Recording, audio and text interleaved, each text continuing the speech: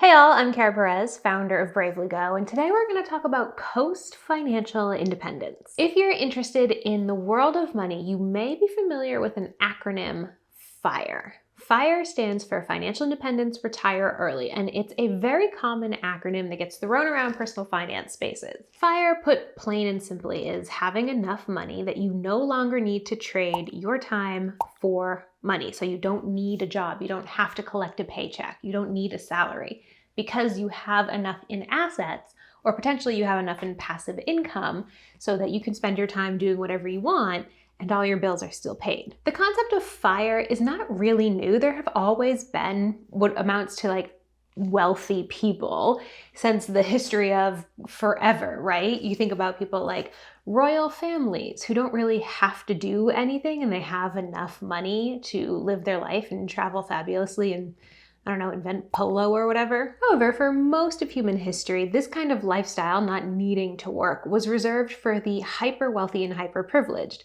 And only in about the last 100 years has it really become an option for those of us who are more normal. And I would say that Coast Financial Independence is the most accessible, the most easily reached version of financial independence available to the most people. The kind of traditional idea of financial independence, the one popularized by the Mr. Money mustaches of the world, says basically work as much as possible, save as much as possible, spend as little as possible, and retire from full-time work as early as possible. There's a lot of people in the financial space who have achieved this, and they've achieved it at very young ages. You can find all sorts of blogs and Instagram accounts out there from people who retired at 30, at 35. And for most of us, that's not really realistic. First of all, to use myself as an example, I didn't even know that FIRE existed until I was about 26 years old. The chances of me firing in 4 years between 26 and 30 was literally zero. Coast Financial Independence is this sort of first milestone along the way of achieving kind of traditional FIRE. And it's something that feels, like I said, much more accessible and can ultimately prove really motivating to help keep you going on your FIRE journey. So what is Coast Financial Independence? Coast FI refers to having enough money in a variety of investment accounts that you can coast between your current age and your ideal retirement age. And you no longer need to contribute to those accounts. Your money is just going to compound on its own, and it will reach your retirement number without any further contributions.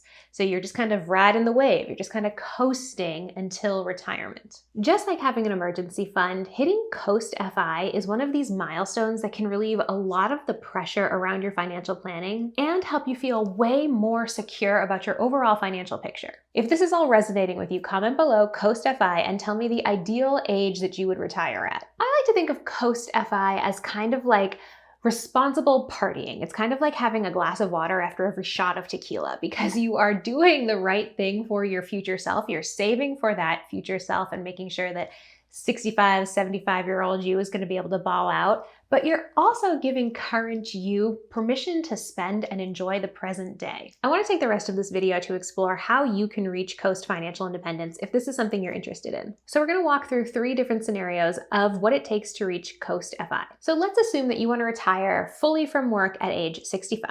You want to have $1.75 million total as your net worth, and you want to be able to spend $70,000 a year. I'm using $70,000 a year as your annual retirement spending because of 2022 data. The 2022 BLS data says that the average American spends $72,967 a year. In my professional opinion, the BLS data from the years 2020 to 2022 is a little bit of an outlier because we had so much COVID-related legislation and spending going on. So I don't just want to take this number on its face. I want to lower it a little bit down to an even 70,000. I think that's more realistic. Now for you, you might want more money in retirement, and I encourage you to do your own retirement calculations, whether that's for traditional retirement, traditional FIRE, or Coast FIRE. You can use whatever numbers you want. I recently made a video updating everyone on my plans for financial independence. You can find that there. And I use much less than $70,000 a year in spending. I just don't see myself spending anywhere near $70K a year. So play around with the numbers. For the calculations today, though, we are going to use $70K. We're also going to assume an annual return rate of 7% on your investments. This is the average annual S&P 500 return adjusted for inflation. You might see people, especially on social media, using an average annual return of 10%, and this is the S&P 500's annual return not adjusted for inflation. People like to use it because obviously 10% is higher than 7%, so it gives much more fabulous numbers. I think that's incredibly misleading. I honestly think it's a little bit of like financial malpractice because we know inflation exists. And so why wouldn't you take inflation into account for your financial planning?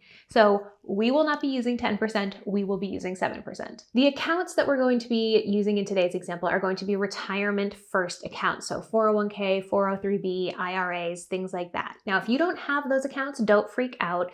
In the description of this video, there is a free investment guide that you can grab. I made it for you. It's beautiful, it's super cute, and it's super duper helpful. And we also have an investing 101 course called How to Not Die Broke, also available in the description, and that's just 27 bucks. And that will walk you through how the stock market works and also walk you through how to open an IRA for yourself. So now that we have all of that out of the way, let's talk about how much you need to have invested in order to reach Coast Financial Independence at age 30, at age 40, and at age 50. Coast Financial Independence by age 30. Becoming Coast-FI by 30 would be the dream, honestly. I wish I had known about financial independence earlier than age 25, 26, because I would have definitely started investing earlier. However, you hopefully watching this video will be able to hit Coast-FI by 30. And in order to do that, you'll need to have $164,000 invested in the stock market by the time you turn 30. Now, $164,000 is definitely a lot of money, but when you think about traditional retirement investments, you're thinking like 1 million, 1.5 million, $2 million in some places. Especially if you can start investing at your first job, and especially if your first job offers you a workplace match, this number is definitely achievable for a lot of people. Coast Financial Independence by age 40. Use your 20s and 30s for investing, and you have a great chance of hitting Coast-FI by the time you're 40. Once again, take advantage of that workplace retirement plan. Take advantage of any matches that they may offer you. Keep debt at bay, and I promise your investments will add up. If you can get $323,000 invested by the time you're 40, you will have hit Coast-FI. Coast Financial Independence by age 50. Okay, a lot of people think if you can't retire early at age 30, then you shouldn't bother even trying to go for any type of early retirement. It's not worth it. I personally think that's incredibly short-sighted. Hitting Coast-FI at 50 is definitely something to celebrate, and it opens up a world of opportunities for you. It might mean that you can leave a high-pressure, high-stress job and go down to part-time work. It might mean that you leave an industry you're not really passionate about so that you can take a lower-paying job that you truly love. Basically, more financial flexibility is always a good thing, and so hitting Coast-FI by age 50 is definitely something to be very proud of. And the number you need to be Coast-FI by age 50 is $635,000. And in just 15 years, that $635K at an annual 7% return rate will turn into $1.75 million, which is amazing. The power of compound interest, y'all. I mean, you gotta love it.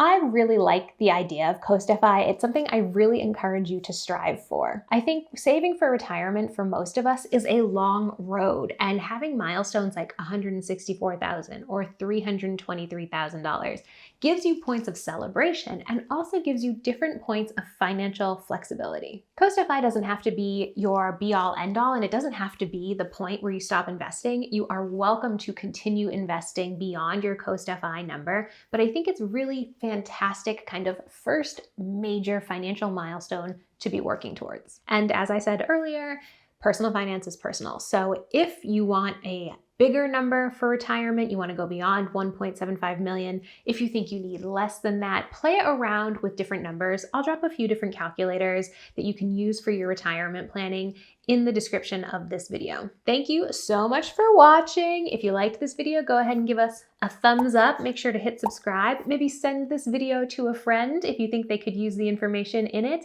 and come back every Monday for new videos.